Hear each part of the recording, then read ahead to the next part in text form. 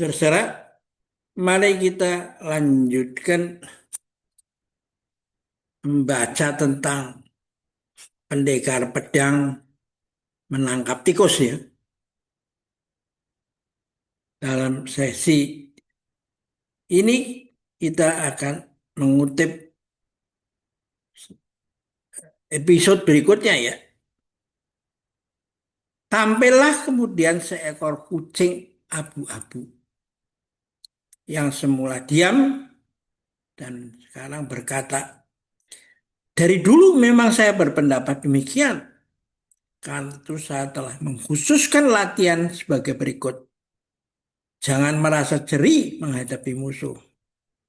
Jangan memaksa orang untuk berkelahi. Tapi utamakan kau mengalah, menerima, ngalah dan sikap bersahabat. Dengan demikian, maka betapapun kuatnya musuh, saya hanya menerima dan nampak mengikuti gerakannya. Saya berbuat seperti tirai yang dilemparin batu, bagaimanapun kerasnya, tak akan bisa lewat. Meskipun tikus ini itu sangat kuat, tetap tidak mampu mengalahkan saya. Tapi apa yang tadi pagi saya saksikan, sama sekali tidak ada kemiripannya dengan ilmu saya. Makhluk sedemikian aneh belum pernah saya jumpai seumur hidup saya. Gitu. Nah, lalu kucing yang jago itu dia mengatakan begini menjawab.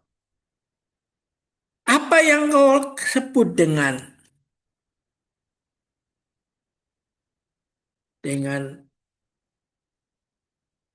sikap psikis nerimo, ngalah adalah berupa akal, hasil pikiran sadarmu dan karenanya tidak di dalam harmoni dengan Tao. Kalau yang menyerang tahu, maka dia akan segera bisa menduga reaksi yang bakalan terjadi. Dan kalau sudah demikian, maka timbul kekacauan dalam dirimu mengenai apa yang harus kamu perbuat. Gitu. Biarkanlah alam, natur, bereaksi secara spontan sesuai dengan maunya terhadap kamu. Jangan dihambat dengan main akal-akalan. Dengan demikian, maka gerakanmu tak bisa ditebak karena tidak ada bayangan. Tanda-tanda dan karenanya tidak bisa ditangkap oleh tikus, oleh musuhnya. Lalu kucing itu melanjutkan ceritanya. Sekalipun demikian, latihan yang pernah kau lakukan bukannya tanpa guna. Setelah semua itu, jalan alam tahu pada akhirnya mempunyai caranya sendiri. Ya, ini yang disebut ya kita nggak bisa tak memahami bagaimana gerakan daripada Mestakung itu semesta yang mendukung itu. Gitu? Kemampuan teknik menguasai pikiran sedangkan kekuatan spiritual bergerak di seluruh tubuh. Dan bila dia dalam keadaan harmoni dengan alam, dia akan bereaksi secara sempurna sesuai dengan keadaan lingkungan. Bila diperlukan sikap mengalah terima, maka itu akan terjadi dengan sendirinya. Demikian pula sebaliknya. Kalau musuh tidak bisa membaca pikiran kita, maka yang terjadi malah dia tidak bisa memanfaatkannya. Hanya dengan tidak berpikir, ya, mindlessness. Ini penting, ini perlu digaris bawahi. Maka semua itu bisa terjadi. Itu. Nah, ini menarik, saudara.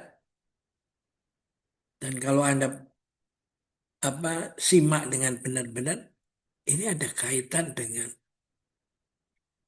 situasi zaman sekarang ini. Yang kalau Anda lihat di podcast itu orang bertempur, ya, saling menghantam. Seperti tentang tadi tikus dengan kucing, nah. Baik masalah pemakzulan maupun masalah ijazah, gitu. Nah, semua saling mengolah tik siasat yang digerakkan oleh punya banyak tim pemikir atau apa segala macam. Ya, tapi jalan alam ini beda. Ya, dia tidak berpikir mindlessness gitu. Dan dengan demikian dia bisa bereaksi secara spontan. Seperti dikatakan dalam kisah yang lalu bahwa pada mulanya Anda disuruh menghafalkan setiap isi daripada setiap ayat dalam kitab. Sehingga Anda tahu di mana letaknya, di halaman berapa, di bagian mana atas, bawah, tengah. Lalu yang ini baru dasar, meskipun mengagumkan. Yang kedua adalah saya tahu ayatnya, tapi lupa di mana tempatnya. Sedangkan yang tertinggi adalah saya tidak tahu dan lupa apa ada ayatnya atau tidak. Tapi bila diperlukan, dia akan muncul secara spontan itu. Dan inilah ilmu bela diri sejati itu. Bukan ilmu bela diri yang diprogram kan, ya toh? Yang direkayasa, ya. Oke, kita akhirin di sini juga. Sampai jumpa lagi ya.